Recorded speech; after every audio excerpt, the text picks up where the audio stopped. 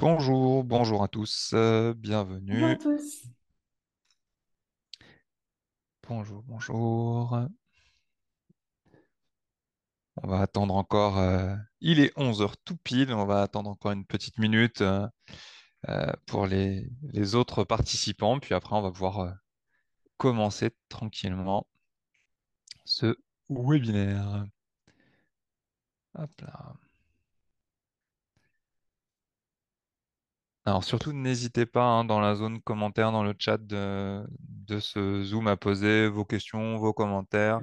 Je pense que maintenant, les gens ont l'habitude du format webinaire, ont l'habitude de tous ces formats, mais on ne sait jamais. On le redit à chaque fois. En tout cas, n'hésitez pas. Tac.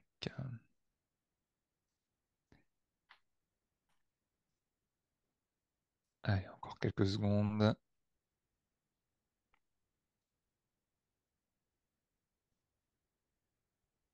avant de commencer.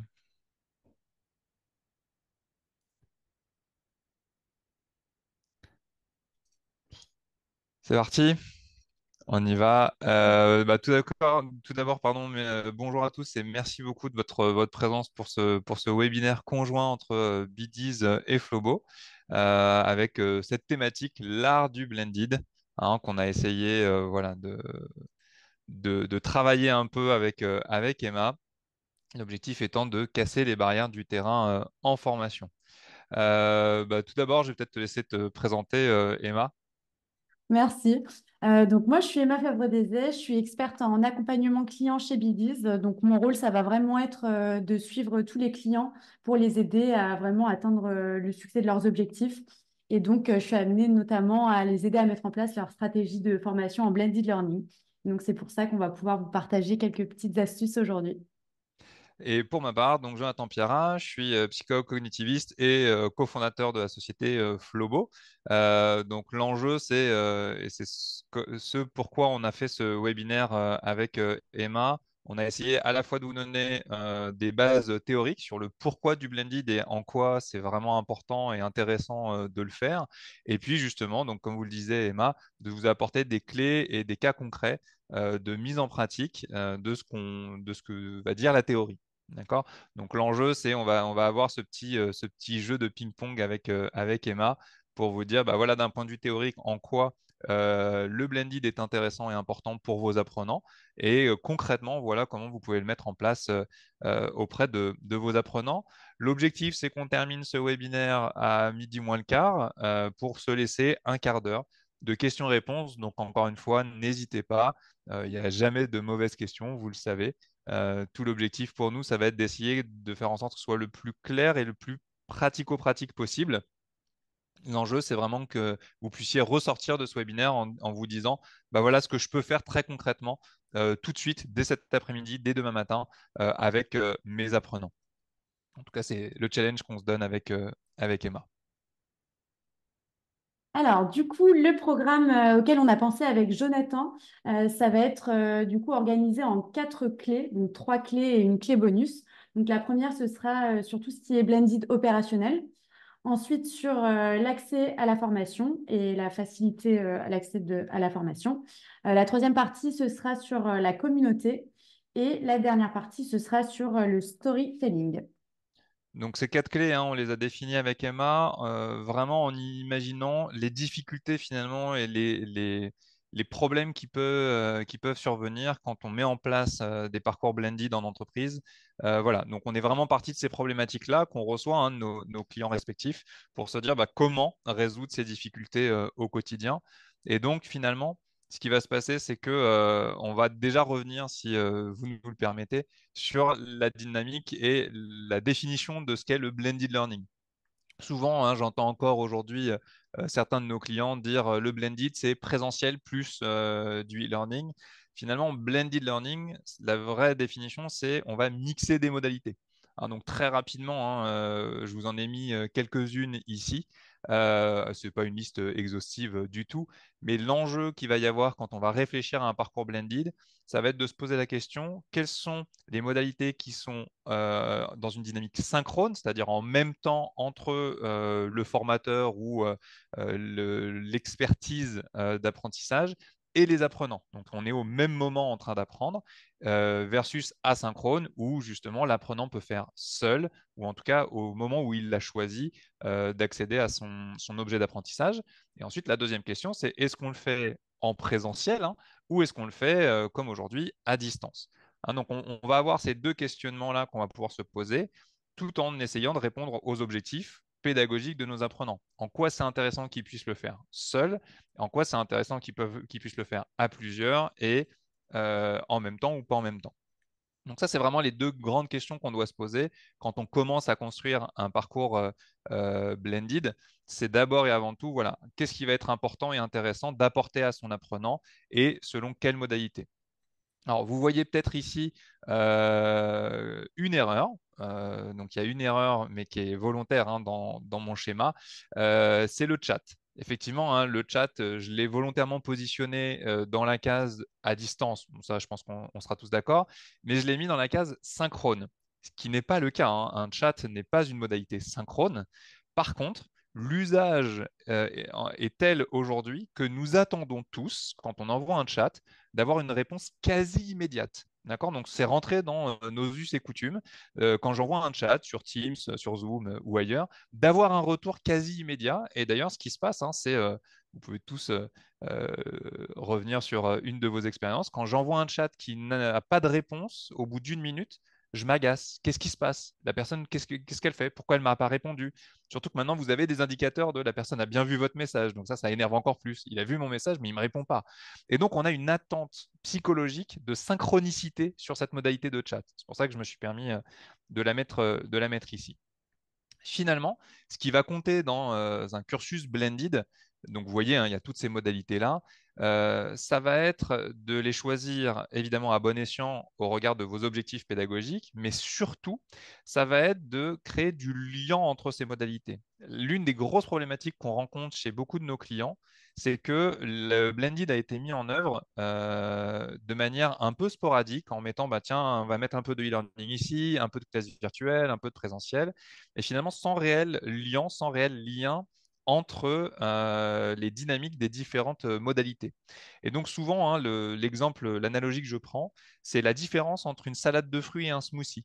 La salade de fruits, bah, vous avez plusieurs fruits que vous pouvez picorer. Vous pouvez décider de ne pas prendre le raisin, pas prendre le kiwi, de commencer par l'ananas, etc.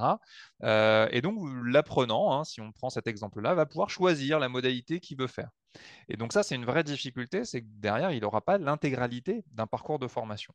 Si on veut vraiment accompagner nos apprenants dans leur montée en compétences, et c'est ça la visée que nous devrions tous avoir pour nos apprenants quand on construit des formations, hein, c'est qu'ils montent en compétences, eh ben, c'est de passer de la salade de fruits au smoothie. Et donc finalement, d'avoir cette mixité de modalités qui va être tellement liée entre elles, avec une vraie cohérence entre toutes ces modalités, que je ne peux plus choisir, si je bois mon smoothie, quel goût je veux avoir en premier. D'accord? Donc ça, c'est bien le concepteur du smoothie qui l'aura décidé pour vous.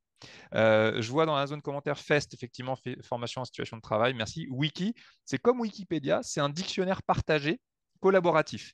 Et donc ça, c'est intéressant comme modalité de formation, effectivement, hein, je ne vous ai pas posé la question s'il y avait des modalités qui vous posaient question, excusez-moi. Donc ça, c'est intéressant quand vous créez une formation, de demander à vos apprenants de construire, de créer le wiki de cette formation. Souvent, hein, il y a beaucoup d'acronymes, comme ici d'ailleurs avec FEST. Il y a beaucoup de mots d'experts, il y a beaucoup d'éléments comme ça que les apprenants ne connaissent pas forcément en démarrage de formation. Et ben, c'est intéressant de leur faire co-construire un wiki, donc un dictionnaire en ligne collaboratif, où là, le rôle du formateur va être surtout de corriger, de s'assurer que bah, les définitions qui sont données sont les bonnes. Et surtout, ça va rester comme un élément créé par vos apprenants. Donc, le poids et la rétention de ces éléments sera beaucoup plus important que si vous aviez juste donné les définitions. Là où ça devient très intéressant, c'est quand ce wiki va se compléter de session de formation en session de formation avec différents apprenants. Donc, c'est une modalité qui est particulièrement intéressante à la fois en tant que consommateur de l'information pour l'apprenant, mais également en tant que participant, contributeur aux différentes définitions. Voilà. Si jamais il y avait d'autres modalités qui vous posent question, surtout, n'hésitez pas. Le blended, en quoi il est intéressant? Ça, c'est vraiment deux éléments qui souvent reviennent dans des parcours de formation, quels qu'ils soient, comme un peu des points noirs, ou en tout cas les éléments un peu oubliés du sujet. Ça va être d'abord l'évaluation. Un parcours blended vous permet de mieux évaluer, de mieux calibrer le niveau de vos apprenants. Et donc ça, c'est hyper important et hyper intéressant pour adapter finalement votre parcours, et ça c'est le deuxième point, autant que faire se peut, au bon niveau du collaborateur pour l'amener au bon niveau souhaité en termes de compétences. Et donc c'est là que ça va être intéressant, ces parcours blended, c'est qu'on peut tout à fait avoir un énorme parcours blended ponctué de petits éléments type d'évaluation, de positionnement, qui vont accompagner l'apprenant vers un peu plus de contenu pour l'un, un peu moins de contenu pour l'autre parce qu'il a déjà ces compétences-là, etc., etc. Donc, attention à cette espèce de croyance de il y a une nécessité de faire un parcours par apprenant qui peut faire peur parce qu'on peut se dire bah, du coup, il faut que je construise un parcours de formation pour chacun de mes apprenants. Non, l'idéal, c'est de construire le parcours le plus complet possible qui va s'adapter, lui, à chacun des apprenants et qui va faire en sorte que chaque apprenant va bien avoir l'impression d'avoir un parcours qui lui est quasiment dédié. Donc ça, c'est vraiment des points importants quand on parle de blended. Donc ça, c'était vraiment pour notre petite introduction. Ce qui va être important ensuite, donc vous voyez ce côté smoothie, le blended, j'ai vraiment évoqué cette dynamique de mixité de modalités pédagogiques. Bah, finalement, si on veut passer de la pédagogie et donc du monde de l'apprentissage, je vais acquérir des compétences à leur mise en œuvre, il y a un autre élément, il y a une autre modalité qu'on oublie beaucoup trop souvent quand on crée des parcours, c'est les moments opérationnels. Et donc ça, c'est absolument essentiel quand je construis mon parcours de formation blended, de se dire, entre mes modalités, entre mes moments de formation, quels sont les moments de montée en compétences opérationnelles de mes collaborateurs. Et là, on va rentrer dans une autre dynamique qui va faire que je vais prendre en compte dans ma conception pédagogique des moments pendant lesquels mes apprenants vont mettre en œuvre ce que je leur demande dans ma modalité de formation, et donc, je vais pouvoir les retrouver à différents moments de ma formation pour savoir est-ce que vous avez bien mis ça en œuvre, pas mis, pourquoi, qu'est-ce qui s'est passé, et donc avoir un accompagnement dans cette montée en compétences beaucoup plus précis, beaucoup plus progressif et surtout beaucoup plus fin. D'accord? Et donc, c'est là où ça va devenir extrêmement important et intéressant. Et là où c'est encore plus important, c'est que, c'est pas Jonathan Pierrin qui vous le dit juste comme ça parce que ça me fait plaisir, c'est que c'est appuyé par des études et des recherches en psychologie cognitive. Et donc, ce qu'on va voir sur cette dynamique-là, c'est que vous avez notamment toutes les théories de l'apprentissage en situation. C'est notamment pour ça que les formations en situation de travail sont arrivées depuis quelques années. Et donc, sur ces théories-là, qu'est-ce qu'on nous dit? Alors, globalement, je vous donnerai accès à la présentation, donc vous n'avez pas forcément besoin de tout noter. Vous pouvez prendre un imprimé écran si vous voulez, mais vous y aurez accès. Mais ce qui est important ici, c'est que finalement, plus on va rapprocher la formation du contexte de ces apprenants et donc intégrer finalement le contexte de ces apprenants dans la formation, eh ben, plus on va pouvoir transposer ces connaissances, l'acquisition de ces connaissances-là, de ces comportements, de ces savoir-faire, de ces savoirs et de ces savoir-être. On va pouvoir les mettre en œuvre beaucoup plus facilement si je suis contextualisé dans l'intégralité de mon parcours. Et donc, finalement, ça va favoriser ce qu'on appelle l'ancrage des apprentissages. D'accord? Et donc, c'est là où ça va optimiser notre mémorisation et donc l'application des compétences acquises. Donc, ça, c'est vraiment des points qui sont intéressants parce que derrière, on nous dit quoi? On nous dit, quand vous avez un parcours blended avec différentes modalités sur votre moment de formation, eh ben, demandez à vos apprenants de mettre en œuvre et de les contextualiser immédiatement. Ça va vous permettre, et ça va leur permettre surtout à eux, de mieux intégrer ces concepts-là, de mieux les mettre en œuvre, et surtout d'avoir un feedback quasi immédiat, dans le sens où quand vous allez les reprendre en classe virtuelle, dans un e-learning ou en présentiel, ils auront une petite mise en œuvre, une petite expérience de j'ai testé ce que tu m'as dit la dernière fois ou ce que j'ai vu dans le module e-learning, ça a marché, ça n'a pas marché pour telle ou telle raison. Et derrière, le formateur, son rôle va pouvoir être de rebondir sur cette expérience-là pour dire qu'est-ce qui a fait que ça a marché ou pas marché et comment je peux venir renforcer ce sujet-là auprès de toi. On a cette théorie aussi de ce qu'on appelle l'encodage contextuel. Donc l'encodage contextuel, tout simplement, hein, c'est vraiment quand on a cet apprentissage qui est réalisé dans son environnement ou dans son contexte opérationnel, et bien finalement, l'encodage, donc la façon dont on va intégrer les informations dans le cerveau, va être plus fort, va être renforcé.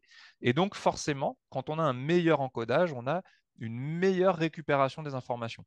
Hein. Donc ça, c'est un point qui va aider sur ce sujet de mémorisation. Et le dernier point, c'est notre charge cognitive.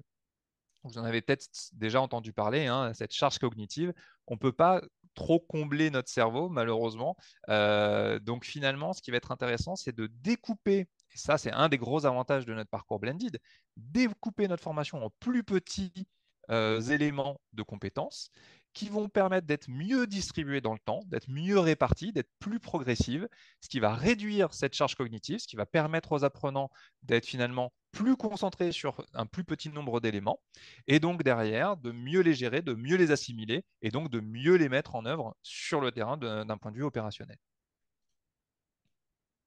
Voilà. Donc là, typiquement, vous avez trois éléments, hein, trois éléments de théorie qui engagent finalement à vraiment intégrer cette partie blended avec la dynamique opérationnelle. Donc, comment nous, on va mettre en application tous ces concepts et comment surtout nos clients vont mettre en application tous ces concepts. Donc, on a rassemblé deux points qui vont finalement, chacun de ces points, un peu faire appel aux différents concepts que Jonathan a expliqués. Donc, premièrement, ça va être avec la création de gestes métiers concis, en particulier aussi sur un lieu de travail qu'ils connaissent. Donc, l'exemple que j'avais en tête, c'est par exemple je dois former mes collaborateurs à la réalisation de glace. Bah, je vais essayer de faire une vidéo explicative dans un restaurant un peu modèle ou voire même dans leur restaurant directement pour leur montrer comment faire. Donc, premièrement, le restaurant, il va être un peu conçu de la même manière à chaque fois. Donc, je vais m'y retrouver, j'ai réussi à mieux me projeter. Et ensuite, potentiellement, le formateur qui va faire cette vidéo, je le connais, donc à nouveau, je vais réussir à mieux me projeter et ça va m'aider du coup à mieux retenir l'information. Donc, cette création aussi de gestes métiers, elle peut servir à plein d'autres cas d'usage. Donc, par exemple, ça peut aussi aider pas mal dans des parcours d'onboarding. Donc, je vais demander à l'apprenant de réaliser aussi des petits gestes métiers, ce qui va aussi permettre de briser la glace, en particulier dans les premiers jours après l'arrivée dans une entreprise. La deuxième partie, ça va être l'appel à l'action. Donc, le but, c'est de ne pas forcément rester dans ce côté vraiment un petit peu théorique, un peu formel, mais de directement demander à l'apprenant de mettre en application ce qu'il a appris dans son module de formation. Donc, comment ça peut se manifester? Par exemple, des clients peuvent demander à la fin de la formation de réaliser une to-do list avec toutes les étapes qu'ils ont expliquées dans la formation. Donc, par exemple, si mon module de formation explique comment je vais réaliser une vitrine dans le retail, je vais demander à mon apprenant de cocher au fur et à mesure les listes de la conception de sa vitrine. Donc vraiment, au fur et à mesure, il va pouvoir se reporter au module et au fur et à mesure faire l'action directement. Donc ça va lui permettre vraiment de mettre en corrélation les deux et donc de retenir ça plus facilement et également d'avoir une trace pour pouvoir ensuite se faire des petits rappels dans le temps si besoin et reconsulter toutes ces informations-là. Ça peut aussi lui demander de poster directement des résultats dans la communauté pour en plus montrer le résultat du coup de sa vitrine aux autres apprenants pour aussi avoir tout un lien social. Donc là, on voit bien effectivement cette passerelle qui peut y avoir et tous ces éléments qui vont se transposer finalement entre l'opérationnel et les moments de formation. Hein. Donc c'est là que ça devient vraiment très intéressant. La deuxième clé dont on voulait vous parler avec Emma aujourd'hui, c'est cette notion de rapidité et d'efficacité à l'accès à la formation. Ça, c'est un point qu'on retrouve énormément chez les apprenants, auprès des services formation. La réflexion qu'on a, en tout cas qui est ressortie, c'est souvent, bah, finalement, nos apprenants, pour accéder à leur module e-learning, pour accéder à leur classe virtuelle, il y a 5, 6, 7 clics à faire. Ils doivent accéder à leur module avec leur login mot de passe, et ça, ils l'utilisent une fois tous les 6 mois, donc ils l'ont oublié.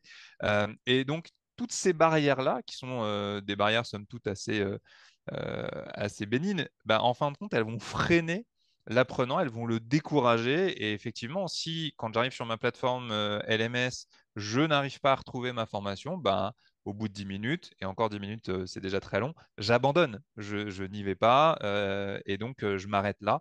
Donc c'est un peu dommage, la formation s'arrête avant même d'avoir commencé. Et donc, là, en termes de théorie de la psychologie de l'apprentissage, hein, un des points qui est important, c'est vraiment que cette notion de durée de concentration des contenus, elle peut être critique finalement pour maximiser l'efficacité de l'apprentissage en ligne. Hein, donc ça, c'est vraiment un point sur lequel il faut faire attention de se dire, bah déjà, on a cette première partie de la théorie de la charge cognitive. Alors, malheureusement, ça, c'est pas forcément une bonne nouvelle, elle a baissé cette capacité de mémorisation entre les premières études qui ont été faites en 1956 et la dernière, si ma mémoire est bonne, pour le coup, elle date de 2012. Donc, cette théorie nous dit quoi? Elle nous dit qu'on était en 56 capable de retenir 7 plus ou moins 2 items, donc entre 5 et 9. Aujourd'hui, on est passé à 4 plus ou moins 2. Donc, on a eu une tendance à réduire cette capacité de mémorisation. Ça veut dire quoi de manière beaucoup plus concrète? Vous voyez, aujourd'hui, on vous a donné 4 clés. Voilà, donc on reste dans cette amnésique. Donc, normalement, à l'issue de ce webinaire, vous devriez être en capacité d'avoir retenu les 4 clés qu'on va vous donner.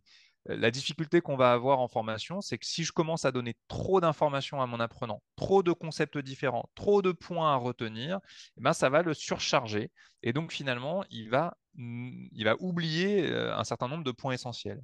Donc, pour ça, il y a plusieurs façons de faire, notamment des regroupements d'items, de mieux les répartir.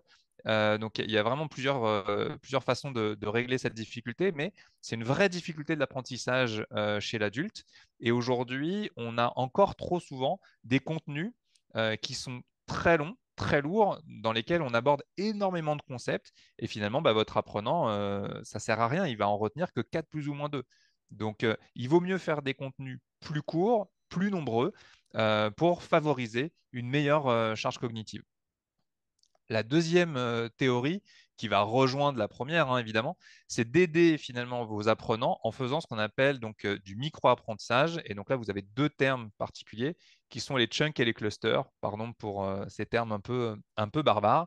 Mais finalement, donc le chunking, c'est vraiment cette dynamique de segmentation.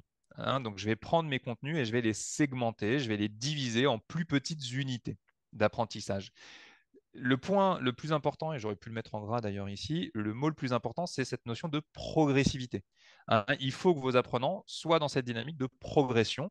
Et donc, le chunking, la division, la segmentation de mes unités d'apprentissage, elle ne doit pas se faire en mode chapitre 1, chapitre 2, mais plutôt dans ce que je souhaitais évoquer en chapitre 1, c'est quoi le niveau 1, le niveau 2, le niveau 3. C'est vraiment cette notion de progression du plus facile au plus difficile. Et c'est là où ça va être intéressant, c'est que derrière, on va pouvoir gérer ces blocs entre guillemets d'information, de formation, en tout cas de contenu, de manière plus petite et surtout plus progressive. L'autre partie, hein, le cluster, alors c'est un terme qu'on a beaucoup entendu parler pendant le Covid, hein, si vous vous en souvenez bien, mais c'est une théorie qui existait bien avant le Covid. Faire des clusters, c'est faire des regroupements. Et donc, on va associer ces deux dynamiques-là. À la fois, je vais segmenter en plus petites unités plus progressives, et en même temps, dans mes unités, je vais faire des regroupements d'items pour favoriser et aller un peu à l'encontre de ce premier point de charge cognitive de 4 plus 2 moins 2. Je vous donne un exemple très rapide. Si aujourd'hui je vous dis de retenir 2, 0, 2, 4, à l'instant dans votre cerveau, je viens de prendre 4 places. Donc en fin de compte, les 4 places de mémorisation, elles sont déjà prises. Par contre, si je vous dis 2024, ça va prendre la place que d'un item. Et pourquoi? Pas juste parce que j'ai regroupé les 4 chiffres, c'est parce que 2024 a une signification pour vous qui est l'année en cours. D'accord? Si j'avais dit 1789 ou 1789, ça aurait aussi fonctionné parce que 1789, pour les Français, bah, ça a une signification particulière. Donc, ça fait écho à notre mémoire dans une dynamique de quelque chose qu'on a appris. D'accord? Donc, on peut retenir. Et donc, finalement, faire des clusters, faire des regroupements d'items qui sont cohérents entre eux et qui vont faire appel justement à la connaissance fondamentale ou basique de votre apprenant va aider à démultiplier finalement ce nombre d'items qu'on va pouvoir leur faire acquérir. Donc, je segmente et je regroupe en plus petites unités. Et puis le dernier point, eh ben, c'est finalement l'effet de génération. Et donc ça, c'est un élément qui va vous permettre d'aider vos apprenants quand on est sur des plus petits modules, hein, sur des plus petits moments de formation. Eh ben, c'est eux qui vont créer leur support. Souvent, hein, ça m'arrive encore d'entendre des formateurs qui me disent, mes apprenants, ils prennent pas de notes, je les vois pas noter ce que je suis en train de leur dire, donc c'est sûr qu'ils oublient. Et ben, finalement, leur faire générer du contenu, ça va aider vos apprenants à mieux retenir. Et donc, pour leur faire générer, bah, il y a un des exercices, mais ce n'est pas le seul, hein, qui est très très intéressant, c'est celui de la carte mentale, hein, donc ce qu'on appelle le mind mapping ou de manière scientifique la carte heuristique. C'est finalement de demander à ces apprenants à la fin d'une journée, d'un module, d'une séquence pédagogique, bah, faites-moi un mind mapping sur l'ensemble des éléments que vous avez retenus ou que vous avez compris lors de cette séquence. Et donc finalement, faire créer aux apprenants leur propre contenu, ça va réduire leur charge cognitive, ça va leur permettre de mieux gérer, mieux assimiler les informations. Et là où ça devient très intéressant, ça va rejoindre notre troisième clé, mais je vais laisser d'abord Emma parler d'exemples concrets sur celle-ci. Ça va aussi permettre de créer une communauté et de faire en sorte que je vais croiser les cartes mentales de mes apprenants pour compléter finalement une carte mentale globale de l'ensemble des éléments à retenir ou des points clés de ma formation. Donc ça, c'est l'effet de génération. Alors concrètement, Merci. Concrètement, comment nos clients le mettent en application? C'est qu'ils vont vraiment penser à leur formation en appliquant tous ces concepts sans forcément les connaître. Mais le but, c'est vraiment que leurs apprenants, en particulier s'ils sont sur le terrain, puissent accéder à tout ça vraiment facilement et rapidement. Donc, premièrement, ça va passer par le découpage des contenus. Donc, le but, c'est que mon apprenant puisse accéder à l'information dont il a besoin, vraiment quand il en a besoin. Donc, ça va passer par le découpage du contenu. Comme Jonathan le disait, le but, c'est pas qu'il doit faire une formation énorme pour trouver le petit concept rapide et concis dont il a besoin. Donc, chaque formation, chaque parcours va être découpé en modules un petit peu plus précis, donc sur vraiment un concept précis qui lui-même sera découpé en différentes notions. Donc, le but, c'est que voilà, tout soit accessible vraiment facilement. Donc, par exemple, aussi avec ce découpage, on peut amener un côté ludique. Donc, par exemple, on a des clients qui vont lier chaque module, donc vraiment sur une formation précise. Donc, imaginons qu'un module, ça correspond à une formation sur un produit pour des vendeurs dans le retail. Ils peuvent associer des codes barres à un module. Donc, moi, mon vendeur, dès qu'il a besoin de se former sur ce produit, il sait qu'il pourra scanner ce code barre et ce code barre le redirigera directement au module sur le produit pour avoir par exemple les différents avantages ou les différentes caractéristiques de ce produit. Ça va passer aussi par le catalogue de contenu. Donc le but, c'est que mon vendeur ne soit pas noyé dans un catalogue vraiment très très complet de contenu avec seulement, par exemple, un quart des contenus qui vont l'intéresser. Donc, le but, c'est qu'il ait accès uniquement aux contenus qui l'intéressent. Donc, si par exemple, mon vendeur n'est pas manager, je ne vais pas le noyer sur des contenus, dans des contenus qui vont concerner le management et qui ne vont pas du tout l'intéresser. Le but, à nouveau, c'est qu'il ait accès que à ce dont il ait besoin pour qu'il puisse aussi accéder plus facilement à son contenu, qu'il n'ait pas besoin de chercher, comme Jonathan le disait, pendant 10 minutes pour trouver le petit module sur le produit dont il a besoin pour sa prochaine vente et qu'il puisse se former dessus. On a aussi d'autres clients, par exemple, qui ont facilité l'accès de leur contenu en mettant, par exemple, des QR codes dans des lieux de passage.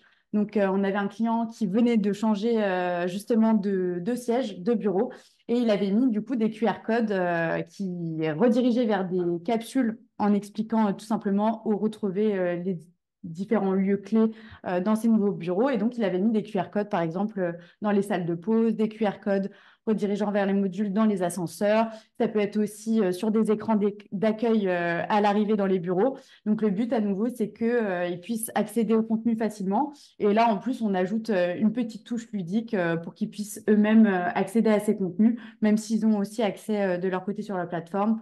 Ça ajoute une petite touche ludique et à nouveau, ça fait le lien entre leur plateforme de formation et puis leur lieu de travail où ils se rendent quasiment tous les jours. Ce découpage aussi avec vraiment des infos clés et un aspect micro-learning, ça a aussi d'autres avantages. c'est que mon vendeur, si jamais il doit se faire une piqûre de rappel, il aura plus facilement accès à l'information qu'il veut se remémoriser, puisque justement mes contenus, ils sont segmentés, ils sont découpés, et à chaque fois, ça correspond à un concept clé. Et ça permettra du coup de faire des rappels, donc soit le vendeur qui vient se remémoriser lui-même des concepts, soit vous aussi qui allez lui remettre en avant des concepts clés et donc de favoriser l'ancrage sur le long terme. Donc, par exemple, ça peut être des formations qui ont déjà été apportées, qui ont déjà été publiées ou qui font l'objet d'une formation qu'il a déjà réalisée par le passé. Et vous allez leur envoyer des rappels à des moments clés dans l'année. Donc, par exemple, si vous êtes une entreprise qui vend du chocolat, vous allez pouvoir leur envoyer des rappels juste avant Noël parce que vous savez que c'est une période avec de fortes ventes en particulier dans ce domaine-là. Toujours aussi pour lier toutes ces formations avec la vie vraiment de vos collaborateurs et les moments forts aussi de votre entreprise.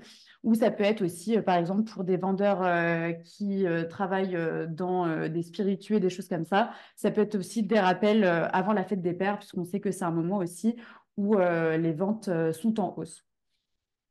Donc Donc ça, voilà, c'est ouais. globalement, quelques exemples. Merci beaucoup, Emma. C'est vrai que les exemples que tu donnes sont tout à fait pertinents. Ce qu'il faut bien voir, c'est finalement vos apprenants. C'est pour ça hein, qu'on parle d'accessibilité, de rapidité à l'accès de l'information et donc du module de formation. C'est que dès qu'ils sont freinés, ils vont voir ailleurs. Je vous donne un exemple hein, aussi qu'on a peut-être tous vécu. Quand on doit faire des tableaux croisés dynamiques sur Excel et qu'on n'est pas dans le service comptabilité, bah, c'est vrai qu'on a tous tendance très rapidement à aller regarder sur Google et de se dire bah, Google ou demain Gemini ou ChatGPT, peu importe, mais tiens, bah voilà, j'ai un tableau croisé dynamique à faire, comment je fais? Personne ou très peu de gens se disent bah tiens, il y a un module Excel niveau 3 tableau croisé dynamique à faire sur mon LMS. Donc je vais d'abord me connecter à mon LMS, cliquer sur formation Excel, cliquer sur le niveau, cliquer sur le module tableau croisé dynamique pour accès au contenu. Ce qui est ce qui serait le chemin idéal, hein, et ce qui est le chemin que devraient faire tous nos apprenants. Sauf qu'en fait, ils ne le font pas. Pour une raison très simple, c'est que ils considèrent que c'est beaucoup plus efficace, à tort ou à raison, hein, c'est pas le sujet, de demander à Google. Sauf que souvent, effectivement, quand je demande à Google, bah, je vais avoir une dizaine, une centaine de résultats. Et avant de trouver celui qui me parle et qui me correspond vraiment, bah, je vais peut-être y passer plus de temps que si j'avais fait mes 4 clics ou mes 5 clics sur le LMS. Mais dans l'idée de vos apprenants, c'est plus efficace et plus rapide. Contrairement à, je vais sur ma plateforme, j'ai oublié mon mot de passe, donc il faut que je contacte le service formation ou le service RH pour leur redemander mes accès, ce qui agace tout le monde, etc., etc. Donc cette notion de rapidité et d'accès à la formation ou aux modalités de formation, elle est vraiment essentiel. Et donc, ce qui est important ici, hein, c'est de se dire finalement, le sujet QR code, hein, il est absolument clé et c'est quelque chose qu'on a beaucoup oublié parce que le marketing s'est emparé pardon, de ce sujet de QR code et on a fait, et on en a vu beaucoup hein, des QR codes qui ne faisaient que amener vers une page web classique. Et c'est pas l'enjeu. Et donc la formation peut vraiment s'emparer de ce sujet de QR code y compris et surtout pour des métiers très opérationnels. Nous, on l'a fait dans le service de la santé, notamment avec des infirmières ou des aides-soignants. Bah, juste avant une zone où il faut vraiment avoir les mains parfaitement lavées, etc., de remettre un petit QR code sur les bonnes pratiques du lavage des mains, de l'hygiène, etc., bah, ça aide finalement vos apprenants et donc les collaborateurs dans leur quotidien. Allez, j'avance sur la troisième clé, donc cette communauté d'apprenants.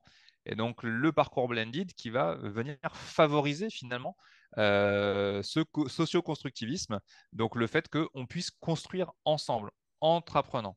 Donc ce qui va être intéressant ici, c'est de se dire que finalement, quand je vais impliquer mes experts terrain, je vais pouvoir faire en sorte qu'ils participent à cette communauté d'apprentissage, à cette communauté d'apprenants, pour aider les nouveaux, aider ceux qui n'ont pas encore appris, à renforcer leur apprentissage. Et donc là aussi, hein, même si on peut s'en rendre compte régulièrement que le fait que les gens apprennent ensemble, c'est plus efficace et ça améliore l'apprentissage, ça repose aussi sur un certain nombre de théories de l'apprentissage, notamment évidemment celui de l'apprentissage social. Donc là, je sais pas pourquoi ici je vous avais mis la référence de Bandura. Je pourrais vous redonner les noms des autres aussi, hein, c'est pas un sujet.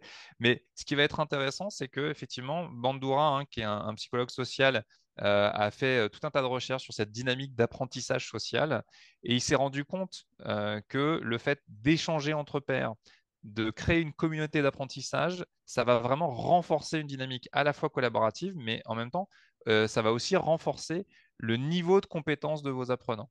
Donc c'est là que ça va devenir intéressant. Et donc, dans le milieu professionnel, on va aider nos collaborateurs à s'apprendre entre eux. Donc là encore, hein, le rôle du formateur, donc des fois ça peut être un peu frustrant, mais à la limite, pourquoi pas, c'est plus tellement d'apporter du contenu, c'est de s'assurer que le contenu qui est apporté par les apprenants est correct. Donc il est là vraiment pour favoriser les échanges, pour favoriser l'apport de contenu par le groupe, par les collaborateurs, et de s'assurer qu'on ne raconte pas des conneries. Mais c'est plus lui qui apporte le contenu. Donc c'est là où ça devient intéressant dans la création de communautés. Évidemment, vous avez aussi la théorie de la zone proximale de développement de Vygotsky en 85, qui nous dit que justement la collaboration avec des experts, donc le fait que les experts et les novices échangent, se parlent entre eux, ça va aider cette fameuse zone proximale de développement, c'est-à-dire le niveau qui est juste au-dessus de nous. Hein, en termes de niveau de compétence, je n'ai pas encore le niveau de compétence requis. Je dois aller au niveau qui est juste au-dessus de moi, pas trois niveaux au-dessus, le niveau qui est juste au-dessus. J'ai besoin d'être accompagné, j'ai besoin de quelqu'un pour m'aider à acquérir ce niveau de compétence complémentaire. Je ne peux pas le faire tout seul. Donc là, avec l'intervention d'un expert, l'intervention d'un sachant ou de quelqu'un qui a cette expérience ou cette expertise, je vais pouvoir acquérir ce niveau de compétence qui est juste au-dessus de mon niveau actuel.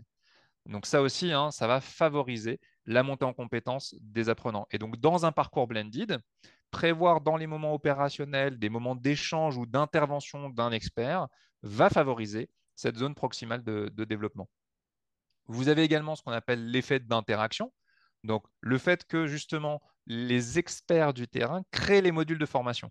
Ça va donner justement un certain poids, une certaine légitimité au contenu. Et donc, surtout, ça va permettre aux apprenants d'augmenter leur motivation à suivre ces formations.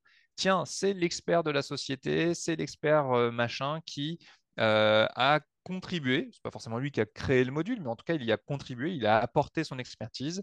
Donc, ça a une vraie valeur, ça a un vrai poids pour notre communauté interne de collaborateurs, d'avoir tel ou tel collaborateur expert reconnu comme tel par la communauté de ce métier-là chez vous, bah, c'est plus crédible. Donc, ça va être une meilleure qualité. Que ce soit vrai ou faux, c'est pas le sujet.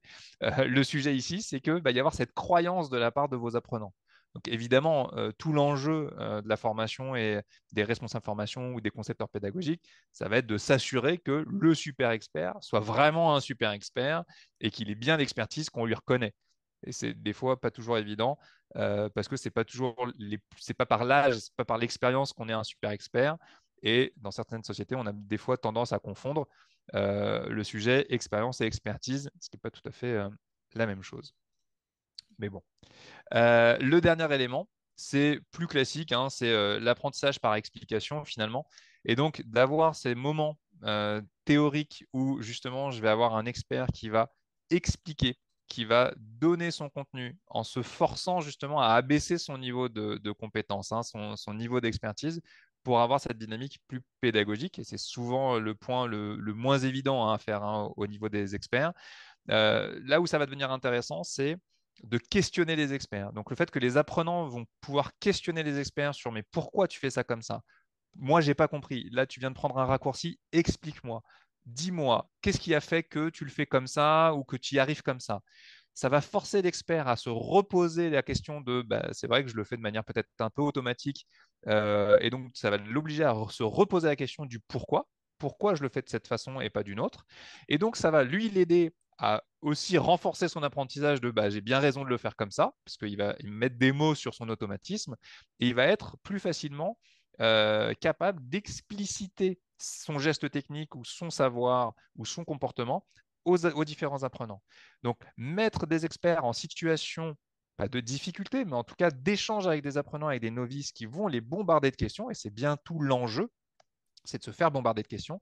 Ça va l'aider, lui, à bien structurer ses connaissances, ses compétences, et ça va l'aider à mieux transmettre auprès des apprenants son contenu et son expertise.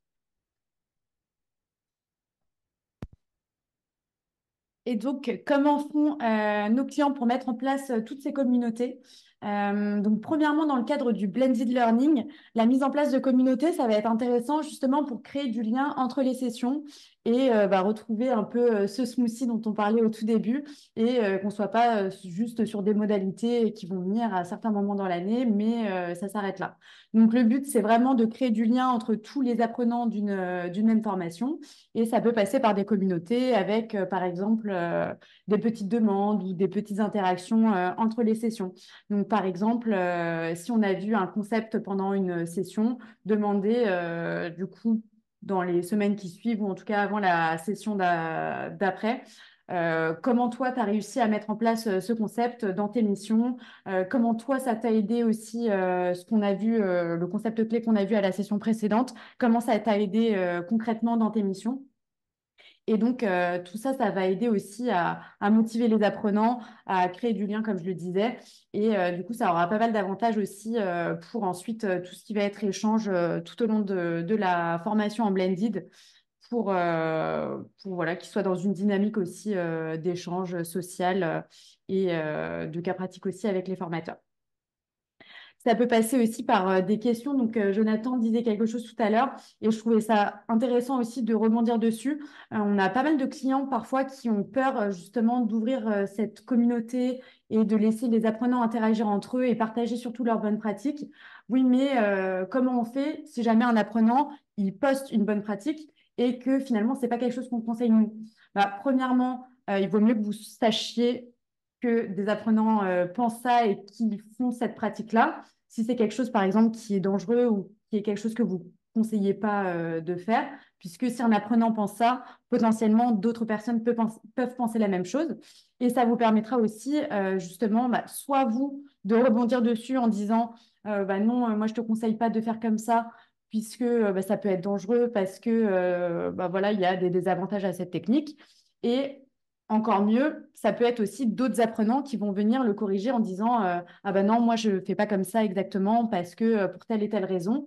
Et le fait aussi que ce soit un collègue, que ce soit vraiment un père qui vienne le corriger ou qui vienne rebondir là-dessus, ça peut être aussi plus dans l'échange et moins perçu comme ah ben non, on m'a dit que j'avais faux, que je faisais mal et être un petit peu dans ce, pas la punition, mais d'être un petit peu dans la réprimandation. Donc ça peut être très utile premièrement là-dessus. Ensuite, sur tout ce qui est apprentissage entre pairs, donc comme le disait Jonathan, à partir du moment où j'explique quelque chose, donc déjà, mes collègues vont réussir à mieux se projeter puisque c'est quelqu'un comme eux qui a les mêmes missions qui va pouvoir du coup leur expliquer un concept ou alors un expert métier, mais quelqu'un voilà, qui n'est pas forcément du côté de la formation, on va peut-être parfois sentir une distance. Là, c'est vraiment quelqu'un comme moi qui va m'expliquer son concept et donc je vais réussir à mieux me projeter. Aussi, pour les formateurs, ça a un avantage. Pour les experts métiers, on parlait tout à l'heure de la FEST. On sait qu'il y a pas mal de compétences critiques où finalement, ça ne va pas passer par des formations vraiment théoriques, ça va passer vraiment directement par de l'apprentissage sur le terrain. On a pas mal de clients, par exemple, dans la manutention, dans la maintenance, qui ont des compétences critiques. Et donc, vraiment, l'acquisition d'une compétence, ça va être, va voir un tel, c'est lui qui va te montrer comment faire. Ce que cette personne-là, parfois, elle peut donner toutes les détails, tous les détails, toutes les étapes. Parfois aussi, elle peut en oublier. Donc ça, la création justement de ces gestes métiers, le partage à l'ensemble des collaborateurs, ça va permettre aussi de s'assurer que chaque collaborateur a exactement le même niveau d'information et que tout le monde a la meilleure information transmise possible, qu'il n'y a pas d'oubli en fonction des différentes sessions. Donc ça va aussi permettre de faire gagner du temps aux formateurs. Euh, et donc aussi comme exemple auquel je pensais justement sur la manutention, sur la maintenance, on a pas mal, pour illustrer cet exemple-là, de clients qui sont donc, justement avec ces compétences critiques. Et donc, par exemple, plutôt que de montrer avec différentes slides ou avec une vidéo de quelqu'un que je connais pas, je vais créer un petit geste métier de comment je répare l'escalier mécanique. Et ça va permettre aussi aux apprenants de se dire, ah, mais en plus, cette personne-là, je la connais. Ou si je crée aussi ce tips de dire, mais t'as vu ma dernière vidéo, mon dernier geste métier, mon dernier module, c'est moi qui l'ai fait, va le faire. Donc il y a aussi cette petite dynamique voilà, de partage et communication informelle qui est aussi sympa et en général que nos clients apprécient. Et ça rejoint une autre clé, mais qu'on n'évoquera pas forcément de manière très approfondie aujourd'hui. Mais effectivement, dans le cadre d'un blended, surtout quand vous faites appel à de l'opérationnel, vous pouvez tout à fait gamifier les parcours. Et donc là, typiquement, ce que vient de dire Emma, ça peut faire partie d'une espèce de mini concours interne, de mettre les vidéos d'expertise ou en tout cas de gestes clés métiers. On va soumettre au vote, bah voilà, la meilleure vidéo du mois, ou si on veut pas mettre à défaut certains de dire ceux qui ont posté le plus de vidéos dans le mois sur les gestes métiers, qui ont le mieux contribué finalement à la communauté et à cet apprentissage collectif, et ben, ils ont un badge, une récompense quelconque. Ça, c'est peu importe la récompense, mais en tout cas, c'est d'animer cette communauté et de créer cette dynamique entre collaborateurs. La dernière clé qu'on voulait évoquer, cette petite clé bonus quand on parle de parcours blended, on vous l'a dit en démarrage, ça va être cette notion de storytelling. Cette notion de storytelling, elle est assez intéressante quand on parle de parcours blended parce que tout l'enjeu, ça va être de ne pas perdre son apprenant. Ça va être de l'embarquer tout au long de son parcours, qui des fois peut être un peu long, hein. On peut avoir des parcours qui vont durer 1, 2, 3 mois. Euh, Si ça dure plus longtemps, là, c'est vraiment du gros parcours de formation. Mais l'objectif ici, ça va être vraiment d'embarquer vos apprenants et d'essayer de faire en sorte qu'ils soient le plus engagés possible. Donc, très rapidement, hein, il y a 4 effets dont je voulais vous parler aujourd'hui, qui sont l'effet de narration. Alors, il y a débat entre est-ce que c'est exactement la même chose que le storytelling ou pas. On pourra y revenir si vous le souhaitez, mais l'enjeu, en tout cas, ça va être que ça va stimuler des régions à la fois cognitives et émotionnelles du cerveau. Donc, on va faire la relation entre les émotions de l'individu et ses fonctions cognitives. Et donc, finalement, quand je vais combiner les deux, eh ben, ça va favoriser un meilleur ancrage, une meilleure mémorisation chez mes apprenants. On va avoir cette notion de théorie de l'attention qui va faire en sorte que si l'histoire est bien racontée, donc c'est un gros si, hein, vous me direz, mais si c'est bien écrit, eh ben vous allez être en capacité de mieux capter l'attention, d'être plus efficace que justement de l'information un peu brute qui peut arriver parfois ou un peu austère. Et donc finalement, on va aider comme ça notre apprenant à maintenir son attention avec du défi, du challenge, de l'histoire, donc avec une histoire qui a un début, un milieu et une fin. Et donc, on va avoir ce fil narratif qui va vraiment accompagner les apprenants dans tout leur parcours blended. Ça va aider aussi, je vous disais tout à l'heure, vous vous souvenez des chunks et des clusters, et ben, créer une histoire va vous aider à le faire, puisque dans la création d'une histoire, je vais avoir ce fil narratif dont je parlais un instant, et donc ça va vous aider à vous dire, mais finalement, c'est quoi le début de mon histoire? Qu'est-ce qui doit arriver pour passer au chapitre suivant, donc au contenu suivant? Qu'est-ce que je peux raconter pour apporter mon contenu? Quels sont les événements de la vie, soit de mon héros ou de l'histoire, soit du collaborateur, que je peux intégrer à mon histoire pour faire quelque chose de cohérent. Et donc, ça va favoriser cette dynamique un peu de smoothie dont on parlait tout à l'heure.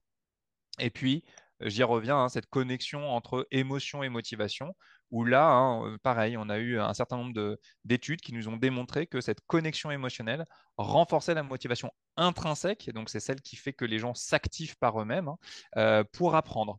Et donc, c'est un gros déclencheur de la mémoire. Souvenez-vous, alors, de manière un peu plus traumatisante du World Trade Center en 2001, bah, les événements traumatiques, ça met un gros coup de tampon sur notre mémoire. Alors, sans aller traumatiser vos apprenants, et c'est surtout pas mon propos aujourd'hui, hein, c'est pas l'objet, mais tout l'enjeu, c'est de créer des passerelles émotionnelles chez vos apprenants pour qu'ils s'en souviennent des concepts clés dont vous voulez leur parler. Et donc, c'est vrai que créer une histoire permet de faire ces passerelles-là avec le contenu dont vous souhaitez leur parler.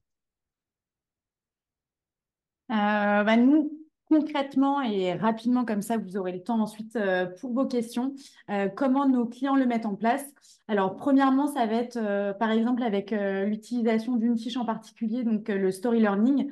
Donc, on a des clients qui vont mettre en place comme un système un peu de BD avec un enchaînement de fiches, des personnages qui vont du coup avoir des bulles de texte et ça permet de à nouveau raconter une histoire, de voilà, faire des cas pratiques, des mises en situation sans forcément avoir une vidéo avec des vraies personnes qui expliquent ce cas concret. Et dernier exemple, ça va être un client, par exemple, qui a un vrai vendeur ou non, on ne saura jamais, mais Florent qui avait du coup, qui est un vendeur depuis plusieurs années dans le magasin et qui racontait justement tous les nouveaux programmes de fidélité. Et donc, tout au long de la formation, qui était donc en plusieurs modules, on retrouvait ce personnage, cette personne, Florent, qui venait du coup nous expliquer tous les programmes. Donc, ça permet aussi de faire un lien entre les différents modules en disant, ah, bah, c'est vrai, Florent, qu'est-ce qu'il avait dit la dernière fois? Ah oui, il nous avait parlé de ce concept-là, de cette information-là. Et ça permet aussi, comme le disait Jonathan, du coup, de venir un petit peu tamponner sa mémoire avec des différentes informations et sans forcément parler d'histoire ou voilà de vraiment d'émotion, ça peut passer aussi tout simplement par une reconnaissance visuelle, on va dire. Donc tout simplement mettre des codes couleurs et garder une charte un peu par parcours et sur toute votre plateforme. Donc pour savoir que par exemple, tous ces modules-là qui sont dans une couleur rouge, eh bien ils sont dans le même parcours et ça permet à nouveau de créer un lien et aussi pour les apprenants d'identifier ça plus facilement. Et après, on repart aussi sur la clé numéro 2 pour accéder facilement à l'information. Merci Emma pour ces exemples-là. Donc finalement, hein, vous l'avez vu, hein, ce que nous préconisons aujourd'hui, c'est vraiment d'aller dans cette dynamique de blended, de mixité de modalités en intégrant la modalité opérationnelle. Comment je peux donner des exercices ou des éléments à faire à mon apprenant, de vraiment créer des plus petits contenus, d'aller aussi sur cette dynamique d'intervention avec les experts, de créer une communauté et enfin de pouvoir raconter des histoires. Merci à tous, excellente Merci journée. beaucoup. Bonne journée. Au revoir.